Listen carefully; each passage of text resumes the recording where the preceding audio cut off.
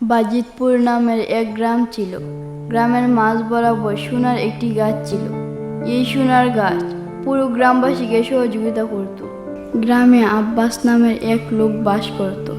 সে সারাক্ষণ জাদুর এই সোনার গাছে কাছে থাকত এবং সারাক্ষণ জাদুর গাছের সাথে কথা বলতো। একদিন এক গরিব লোক সেখানে কিছু সাহায্যের জন্য আসে। হ্যাঁ জাদুর গাছ, আমার জমিতে সার দেওয়ার জন্য কিছু সাহায্য চাই। আমার কাছে থাকা সকল টাকা পয়সা শেষ হয়ে গিয়েছে। এই নেও ভাই, এগুলো বাজারে বিক্রি করে টাকাগুলি তুমি তোমার কাজে লাগাও। আর যদি আবার দরকার হয় তাহলে তুমি আমার কাছে এসো। জাদুর গাছ, তোমাকে অনেক ধন্যবাদ।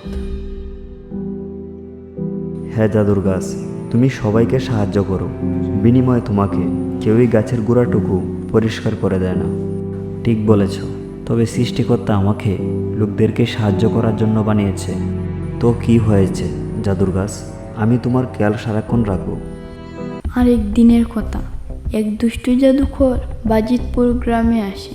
আরে, এখানে সবাই বলতেছে এই গ্রামে একটি জাদুর সোনার গাছ আছে, আর যদি সেটা সত্যি হয় তাহলে সেই গাছের সকল শক্তি আমি কেড়ে নেব আর আমি আরও শক্তিশালী হয়ে যাব। হা হা হা।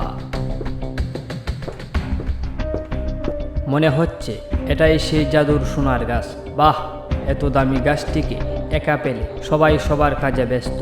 বুকা গ্রামবাসী। এই বলে জাদুকর গাছের দিকে যেতে থাকে। হে জাদুর গাছ, আমি অনেক দূর থেকে এসেছি এবং আরও অনেক রাস্তা যেতে হবে, কিন্তু আমার কাছে কোনো টাকা নেই। হে জাদুর গাছ, তুমি কি আমাকে সাহায্য করতে পারবে? হ্যাঁ ভাইজান, অবশ্যই আমি তোমাকে সাহায্য করব। এই লোক, এখন তোমার যাত্রা চালিয়ে যাও। গাছে সাহায্য পেয়ে জাদুকর সেখান থেকে চলে যায়। আরে বাহ, এটা তো দেখি সত্যিকারের জাদুর গাছ। তাহলে এই গাছের সকল শক্তি আমি নিয়ে নেব, তখনই হব আমি অনেক শক্তিশালী। একদিন জাদুকর সেই গাছের কাছে যায়। এখানে দেখা যায় একজন পাহারাদার যাই গাছের কাছে। এই যে ভাই, কই যাচ্ছেন? তুই আমাকে বাধা দিবি?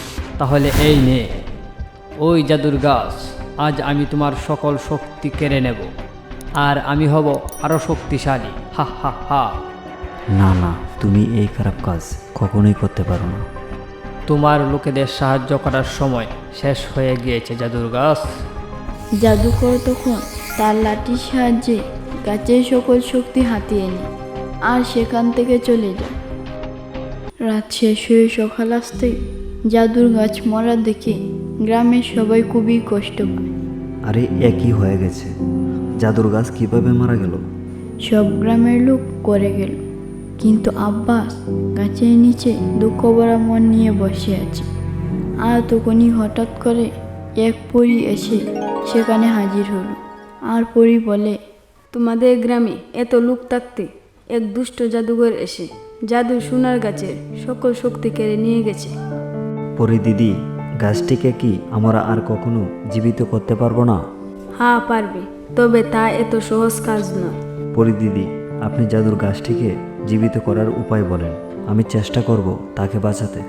তোমাকে প্রথমেই গ্রামের পশ্চিমে ভয়ঙ্কর জঙ্গলে যেতে হবে, আর সেখানে রাস্তার পাশেই এক গুহা দেখতে পাবে।